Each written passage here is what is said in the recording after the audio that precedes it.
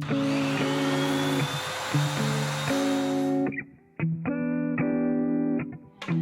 off any excess.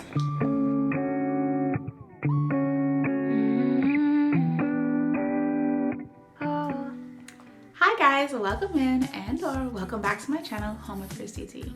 I'm Christy T, interior designer, content creator, and lover of all things DIY. Today I'm excited to be sharing another video with you guys, so let's go ahead and get started. So I took measurements. No more games. Can't we just say its name? So for this project, I decided that I primarily wanted to use scrap wood since I have lots of it left over from our move back from Japan. And so I was on the search for exact pieces that I was looking for to fit this small space in my closet. I needed a 27 to 28 inch leg, and my width of my tabletop itself also needed to be the same length. Just give in and let the feelings overflow.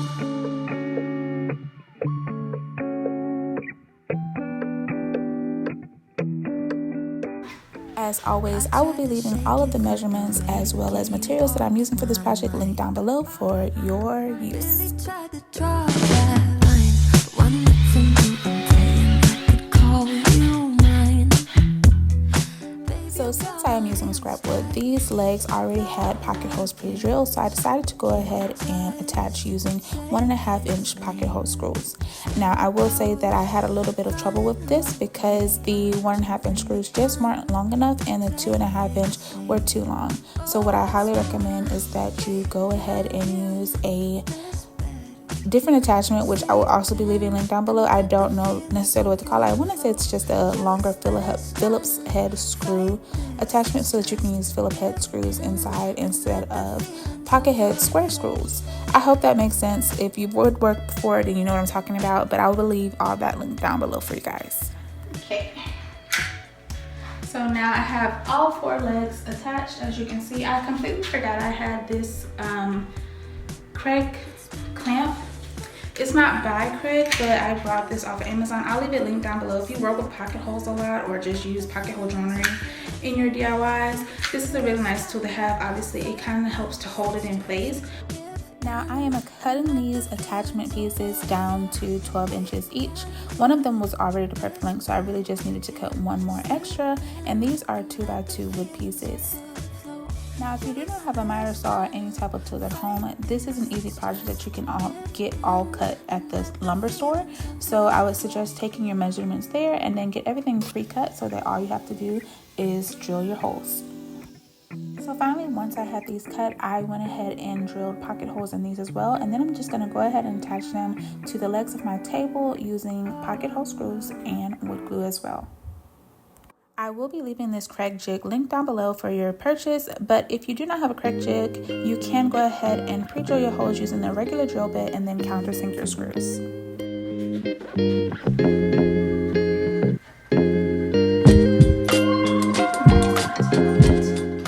Now you definitely do not need clamps for this project if you do not have them, but if you do have them and you're working by yourself, it honestly just made this a little bit easier.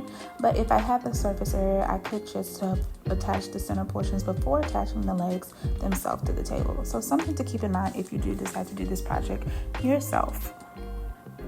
And this is how my project was looking after everything was assembled. I did also go ahead and plug in all the holes with these pocket hole plugs, and then I'm going to be sanding this off camera before priming.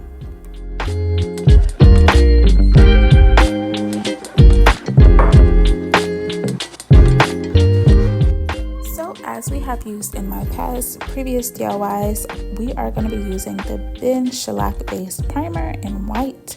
This is a tintable primer, and I'm just going to be using it in the color white because you'll see what we're about to do next.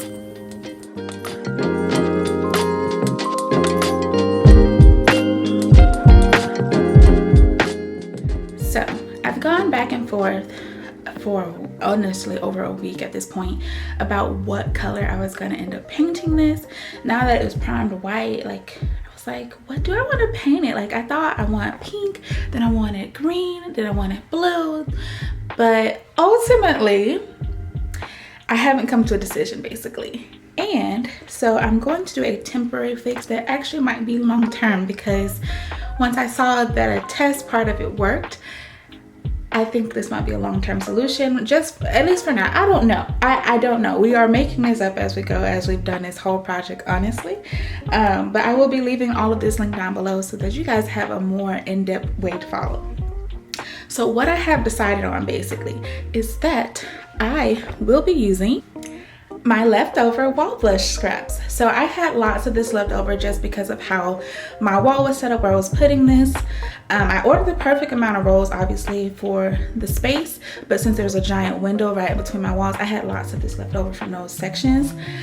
So I have decided to use this in a different way on my vanity. You'll see in a second. So let me just show you what it looks like.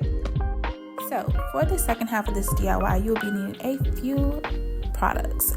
Now I will be leaving these all linked down below, but first is the clear contact paper, and second is going to be your wall decal or decal of choice. Like I said, I'm using my previous wall blush samples, but you can easily print something out or pick up a local sticker or something like that. But you'll also be needing scissors, a squeegee, and something that's not pictured here is a blow dryer. So first things first, I'm going to go ahead and cut out my decal. Obviously, if you are using something that's pre-cut, you can go ahead and skip this step.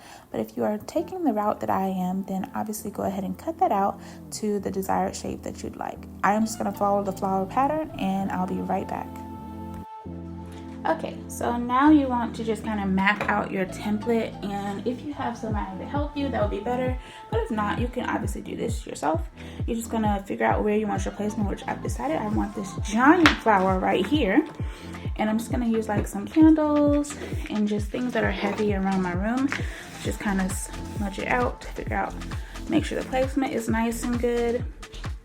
And what I did is I am gonna have some overhang because I wanted to kind of wrap around the table a little bit, not too much, just a little where it's like a continuous design, not like just cut off shortly on the edge, you know? So I'm gonna wrap it like just a little bit around the edges. So you just want to go really nice and slow with this process just to prevent any bubbles, number one, and also just to ensure that you get a nice adhesion to the surface that you are working on and that you don't rip your wall decal or decal that you are applying.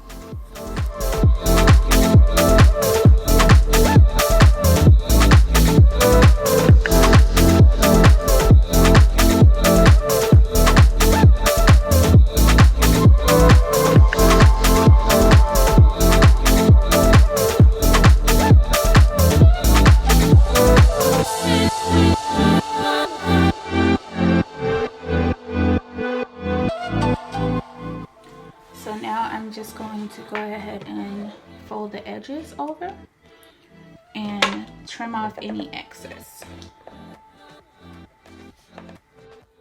Like I said, this has been a very affordable way to achieve such a Matisse style look, and I think that's honestly what I've been going for this whole time, is because I really love the artist or the art Matisse.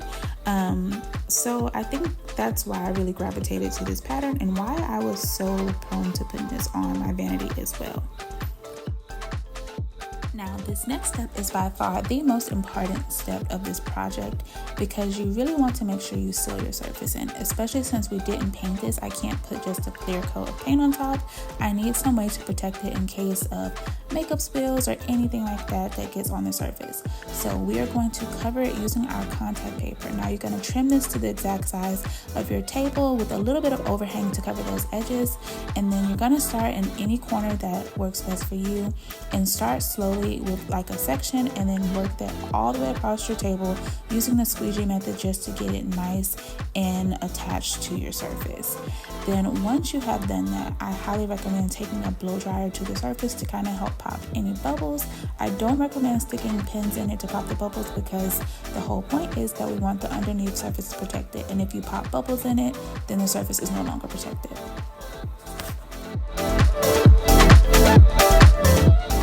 Now this blow dryer method is also helpful in sealing these edges, and it's just going to make that adhesive a little bit more sticky to make sure that it secures to your edges nice and tight.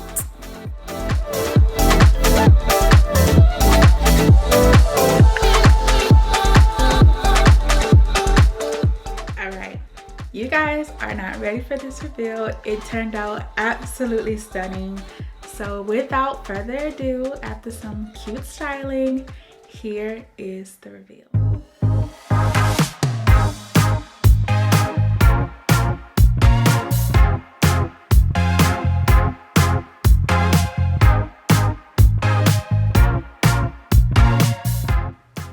Alright guys, so that is going to be all for today's video. I do hope you enjoyed coming along with me for this DIY vanity that I made. It honestly turned out so cute, and I'm excited to be putting it to use very soon actually, because we have our ball coming up and I have lots of prep work and things to do. So I'm excited for that, and I will see you guys in next week's video. So stay tuned for all the amazing content that is to come, and thank you as always for joining me for this week's video. Bye.